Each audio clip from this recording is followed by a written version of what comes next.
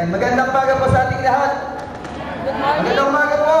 Good morning. Ayan, tuloy nga po, napakabuti ng Panginoon at tayo po muli ay nagkita-kita. Naalala ko po nung muling tumayo po at ako rito ay buwan din po ng Pebrero, no? At yun po ay yung po couples fellowship. Okay. Alam niyo po, isa po sa nakasanayan ko po nung bagong pastor po ay na-require po kami na lagi po naka-long sleeve, naka-necktie. Pero dumating po sa panahon na sabi ko parang hindi akma sa mga pinipili na kagano'n, ano? Kasi sa init ng panahon, no? Tapos po, minsan, kung nakaraan lang kung, I think it was in October, nagkaroon po ng anniversary ang Liliw. At in-invite po nila ako, doon po sa lugar ng Liliw ay kailangan po nakaporma yung mga tagapagsalita. Biyaya po ng Diyos, meron pong kamag-anak ako na bumili ng barong, hindi naman po ginagamit na dahil nasa Amerika. Pinadala po at yung po ay ginamit ko, isang beses lang po niya nagamit. So ginawa ko po ito po ay pinadry clean ko. Yung po pinadry clean ko po ito, hindi po dry clean ang ginawa. Ano? Habang ako pinag-sensor, nagulat ako sa pagkat yung barong ko po ay pinalan ka pala ng todo. So nagbitak-bitak po yung barong. Ano? Hindi ko napansin na ako nag-sensor po na kung tinitingnan na po pala ng tao ay yung aking pitigura sa pagkat para ako simple ng ulo. No? Tapos po ay sabi ko, ano kaya ang susuotin ko sa Central pag pumunta ako roon? Pero kung anong kaibigan na galing po ng ibang bansa, ang niregalo ko sa akin ay itong Amerikana po na ito. Una ko po itong sinuot kung magkasama kami ng kasal ni Pastor Ed sa Musol. Sabi sa akin, Pastor Ed, Pastor, yung church nyo naka-aircon na, bakit hindi ka nag-Amerikana? Meron ka ba dyan? Sabi ko, Pastor, meron po. O sige, total naka-Amerikana ako, mag-Amerikana ka. At nabalitaan ko po, ang lecture po natin sa Central ay magkakaroon na po ng aircon. Amen? Amen po ba? Amen! So ngayon po, pinapractice ko na kung gano'ng kalamig yung aircon ninyo. Kaya alam mo, init ang Ayan, Leo. Kaya ako nag-Amerikana, ang purpose po talaga nito ay pampataas daw po ng love team. Biro lang. Kasi gusto ko lang pong panindigan yung na-post ko sa Facebook yung nakaraan na hindi po lahat ng pogi ay nag-aartista. Marami po sa atin nagpapastor po. Amen po ba, right? Ayan, hindi po sumisigaw mga nag-aartista. Okay, sabi po doon sa tema po natin is go and tell. Sabi nyo nga po, go and tell. Ayan, go and tell. Ito pong tema po natin ay hindi po bagong tema. Ito po ay tema noong pa po, panahon pa ng Panginoon. Ito po ay iniatas na sa mga alagad. No, ito po ay matatagpuan natin sa Matthew chapter 28. Okay, kung meron po kayo mga Biblia, hinahanyang po kayo ng pagbukas. Okay, sa aklat po ng Mateo 28, talatang 1 hanggang 10. Yan, sumigaw lang po ng malakas kung nandoon na po. Mateo 28, talatang 1 hanggang 10. Okay, wag po kayong tumingin sa Bible ng may Bible. Kaya kayo tagal-tagal na natin, iiwan nyo sa tayo. Ito, good news. Meron tayo sa harap, tinagyan ko na po. Ayan, pwede po natin sundan yung pagbasa. Makaraan ng araw ng pamamahinga, sa pupukong liwayway na po ng araw sa linggo. Lumakad si Maria Magdalena at isa pang Maria upang tingnan ng libingan ni Jesus. Bigla lumindot ng malakas, bumaba mula sa langit ng isang anghel ng Panginoon. Ikinulong ang batong nakatakip sa libingan at tupo sa ibabaw niyon. Ang kanyang babae nakasilaw, nakaparang itlak at puting-puti ang kanyang damit. Nang inig sa takot ang mga bantay, nang makita ang anghel at sila'y nagwala na parang mga patay. Ngunit sinabi ng anghel sa mga babae, huwag kayong matakot. Alam kong inaanap nito si Jesus na ipinako sa krus. Wala na siya rito sapagkat siya'y muling nabuhay, gaya ng kanyang sinabi. Halikayo, tingnan niyo ang pinagtibigyan sa kanya. Magmadali kayo at ibalita sa kanyang mga alagad na siya'y muling nabuhay at papunta na siya sa Galilea. Makikita niyo siya roon. Kaya balita katid ko sa inyo. Verse 8. At dali-dali nga silang umalis sa libingan na may magkatakot at galak at patakbong pumunta sa mga alagad upang ibalita ang nangyari. Ngunit sinalong sila ni Jesus at sinabi, "Magalak kayo." Lumapit sila sa kanya. Hinawakan ang kanyang mga paa at sinamba siya. Sinabi sa kanila ni Jesus, "Huwag kayong matakot, magmadali kayo sa na pumunta sila sa Galilea at makikita nila ako. Pagpalain po tayo ng pagkabasa ng salita ng Diyos tayo pinalala. Maraming salamat po sa inyong mga salita na aming po pagsasalusaluan, aming po pag-aaralan, dalangin po namin, Panginoon, na makita po namin ang kagandahan, Panginoon, ng iyong mga aral, upang ito po magamit po namin sa buhay, sa araw-araw. Ito ang aming dalangin sa ngalan ng Ama, ng Anak, at ng aming Espiritu Santo. Amen. Dito po makita po natin sa talata, meron pong binabanggit. Okay? Tingnan lang po natin, ano po sa slide, inailag po dyan. Okay? Yung pong verse 7, sabi po roon ay, magmadali kayo. At imalita sa kanyang mahalaga na sila'y muling nabuhay. Sa verse 8, ang response po nila, dahil ang utos ay magmadali, ang response din po nila ay ganun din. Sila po ay nagpakabagal. Hindi. Sila ay daling-dali. Ibig sabihin, there was an immediate response. Okay, nagmadali po sila. Okay, tingnan po natin. Sige, tuloy number. Sa verse 10, sabi po roon, magmadali kayong sabihin sa mga kapatid ko. Tingnan niyo po. Alam niyo po, sa journalism, yung mga nag-aaral, mga estudyante, o yung mga pamilya sa journalism, kapag ang salita po ay inuulit, inuumit na po yun. Redundancy po yun. Ino-cross out na yun, inuumit, tinatanggal.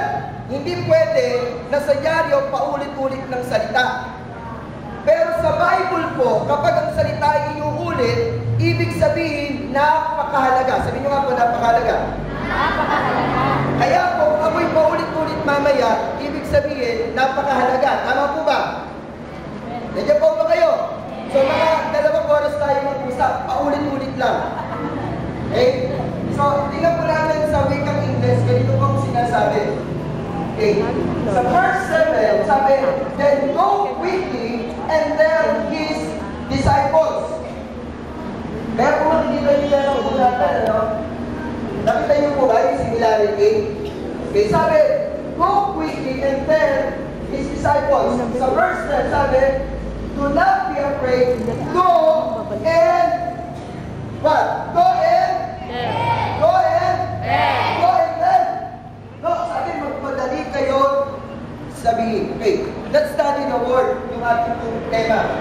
Go and tell. Ano po ba yung pangahulugan po nito na dapat po natin maunawahan? Okay, number 1 is the word go. Okay, sabi po nito, go gives us the direction of where we should be. Yung salita daw kung go ay nagsasabi kung saan tayo dapat tumaroon. It shows us a direction. No, nagpapakita ito kung saan tayo pupunta. Sa kaliwa ba? Sa kanan ba? Tayo ba ay pasulong? Tayo po ba ay patras? Bilang isang Kristiyano, ang lakad po natin dapat laging pasulong. Sabihin sa katabi mo, pasulong. Kaya tama yung awit kanina. Ito ang panahon na di na uso ang mag-backslide. Hello? Alam niyo po, sa ibang bansa, balitang-balita na po na yung mga kaganapan na sinasabi sa Bible na magaganap sa huling panahon ay nangyayari na. Nangyayari na po. Yung pong mga microchip na nilalagay po sa kamay, na kayo ay bibili sa department store, hindi nyo na po kailangan ATM card. Kung kamay nyo lang, i-scanin po yun. Nandun na po yung bank account nyo. Nandun na po yung pangalan ninyo. Pag in-scan po yun, pwede ka lang bumili. Sa mga darating pong panahon, mga kapatid, ganyan na po ang mangyayari. Kaya yung inisip natin dating tatak sa kamay, tatak sa no, ang isip natin lalagyan tayo ng numero eh. Hindi mo pala literal na numero lang, kundi merong pamamaraan. Nandiyan po ba kayo? Kaya dito po sinasabi, dapat pong alam natin kung saan tayo dapat patungo. So number 1, go, it means the direction of where we should be. Dapat ba nasaan tayo? O nasaan na tayo? Pangalawa, yung go po dyan gives us the idea of the mode of action to be taken. It tells us the mode of action. Ipinapakita po nito, ano po ba yung dapat kilos natin? Ang sabi ng Bible, go quickly. There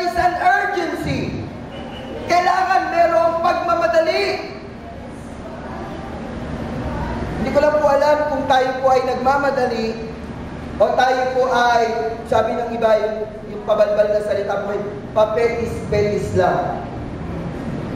Yung bang, ay hindi, darating din ako dyan. Sinesharean ka ng gospel para tanggapin mo si Christ. Sinesharean ka ng gospel para baguhin mo ang buhay mo. Pero sabi mo, hindi mo na ako magbabago. Darating din ako dyan.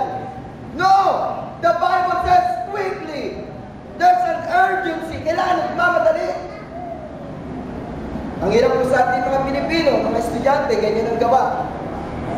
Di ba? Pag merong project, hindi mo na gagawin, ay matagal pa naman, ay isang buwan pa naman. Tapos, kakadota, kakabal, kakachismis, kakadaldalan kung saan-saan, nagulat siya. Bakit? Dumating na yung takdang araw. Tapos saka siya hihingi ng extension. Diyan pa ba kayo? Sabi, there's a sense of urgency. When we are asked by God to share the gospel, alam niyo po, ito yung nakakalungkot eh. Bakit ayaw natin mag-share ng gospel? The reason is, hindi natin nararamdaman that there is an urgency na kailangan pala nagmamadali tayo. Why? Because a lot of people are going to hell. Marami pong tao papunta ng impyerno. Hindi natin sila pinapansin, hindi natin sila pinigibo. Kasi kampante na tayo ay ligtas. Okay lang, born again ako eh. Punta na ako sa langit. Bakit? Kung kamag-anak mo, yung asawa mo, kapatid mo, anak mo, tatay mo, nanay mo. Ako nga po nagpapasalamat sa Panginoon, yung kuya ko nagkasakit. Hindi ko alam kung na-operahan na. Kasi nung magkasakit siya, sa Facebook, nagka-chat kami. Nung magka-chat kami, binira ko na ng binira. Sabi ko, kuya, baka kapusing ka na yan. Hindi ka na umakot. Huwag mong kalimutan, ang Diyos ay Diyos ng mga bagong pagkakataon at bagong panimula.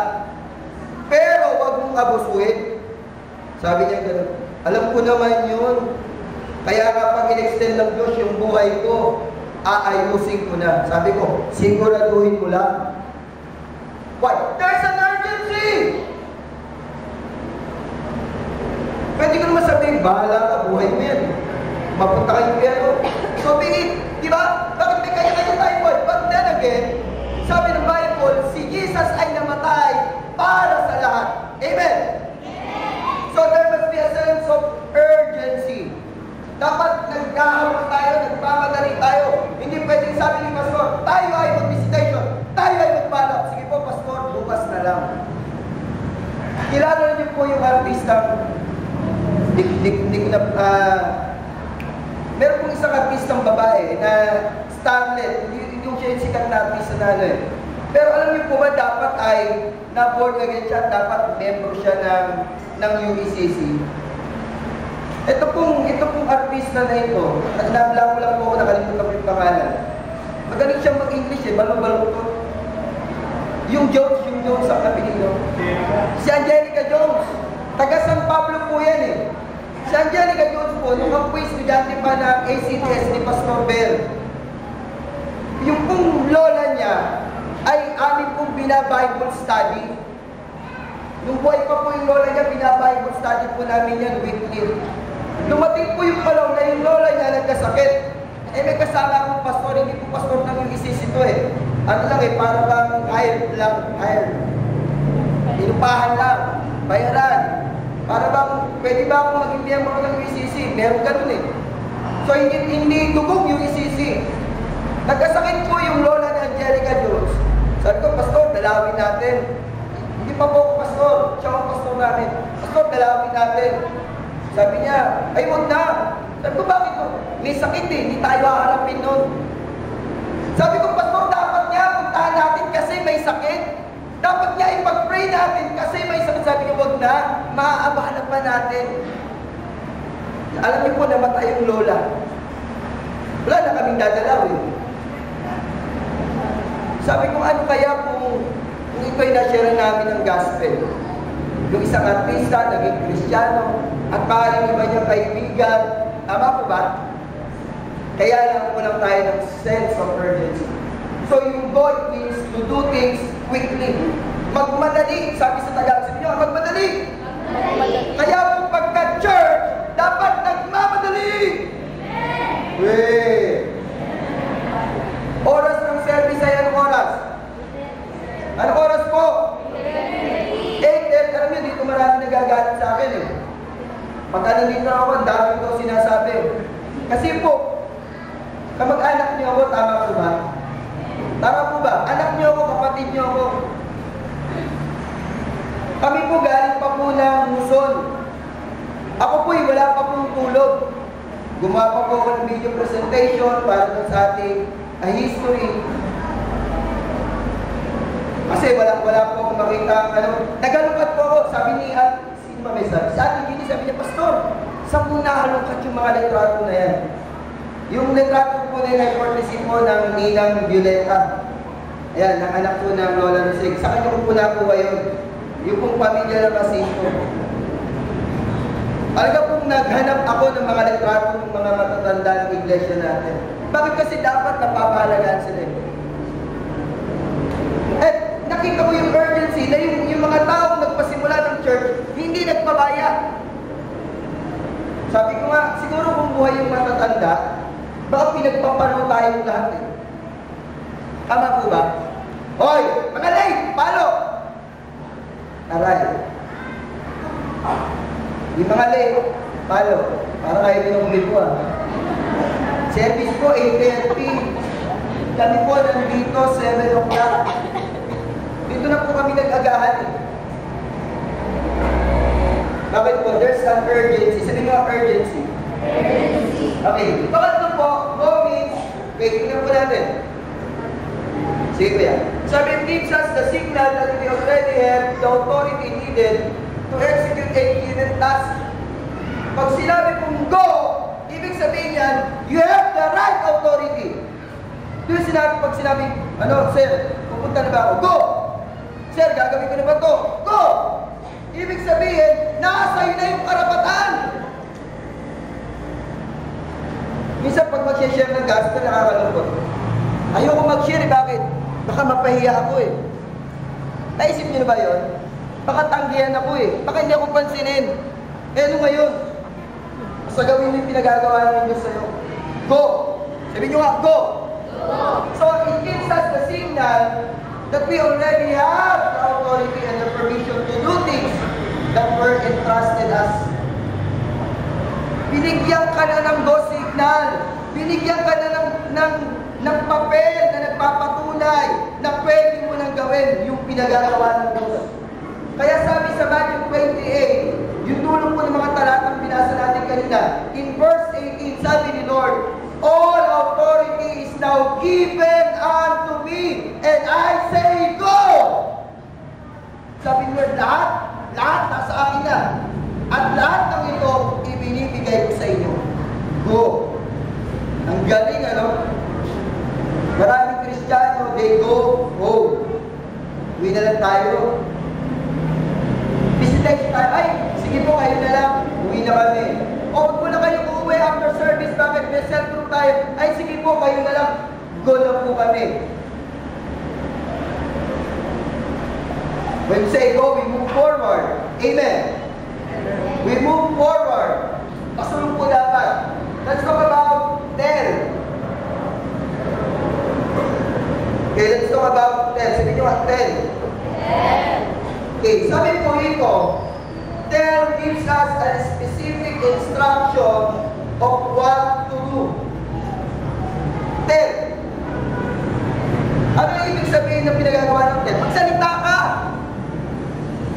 Sabi po ng isang pong santo na tinuturing ng mga Katoliko, si St. Francis of Assisi, sabi niya, preach the gospel at all times. He was quoting 2 Timothy chapter 4 verse 2. Preach the gospel at all times. Pero may pinagin dyan sabi, and when necessary, use words. Nakakita na ba kayo ng tao nag-share ng gospel, hindi nagsasalita? Ha? Sabi, pipe. Maraming Kristiyano siguro pipe.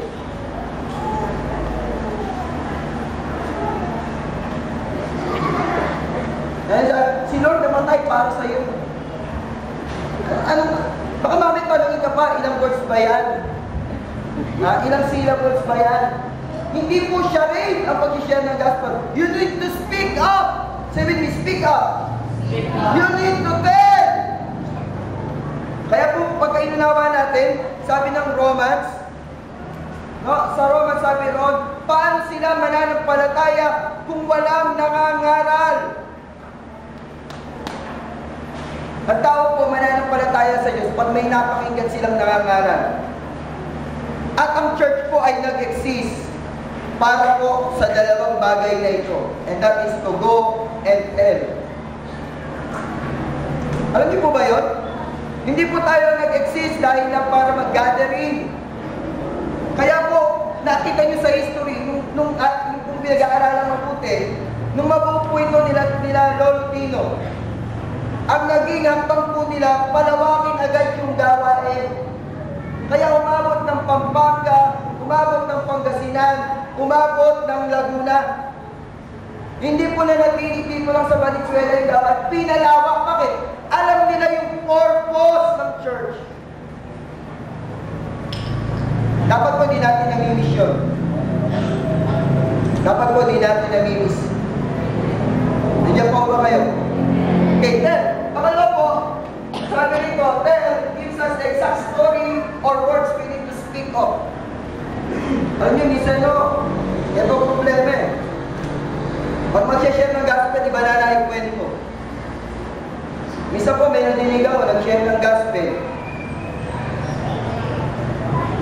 Hindi ko po exact maalala kung tama sabi ng isang nagturo ng Sunday school. Sabi niya, nagtalo sila eh. Sabi kasi nung estudyante, yung Sunday schooler, si Maria ay nanay ni Jesus. Tama po ba? Tama po ba? Si Maria ay nanay ni Jesus. Sabi nung teacher, hindi! Asawa siya ni Jesus. Sabi pong pirang, teacher ba yun? Baliktad eh, buti pa yung bata, alam yung Biblia. Yung tagapagturo, nagkamali. Bakit? Isa lang ibig sabihin, hindi nagbabasa ng Bible. You know why? You know why hindi ka makapag-share ng gospel? Because you are not familiar with the Word of God. Kaya pala hindi tayo makapag-share ng gospel. Bakit? Hindi kasi tayo nagbabasa. Sabihin mo, ang alin? Di ba sinabi nung angel, ano yung sasabihin? Sabihin mo sa kanila, pupunta si Jesus. Ano sinabi nung dalawa? Simple, kung ano yung sinabi, yung tinulit nila. Darating si Jesus. Akala po natin, mahirap mag-share ng gospel. Actually po, mga kapatid, madali lang. Napakadali.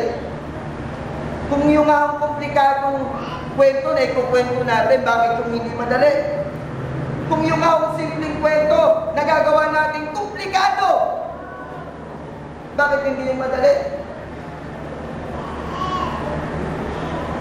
Hindi po ba kayo? Parang ganun kayo sa akin, ayaw magsabi. Isa lang po tayo magkita.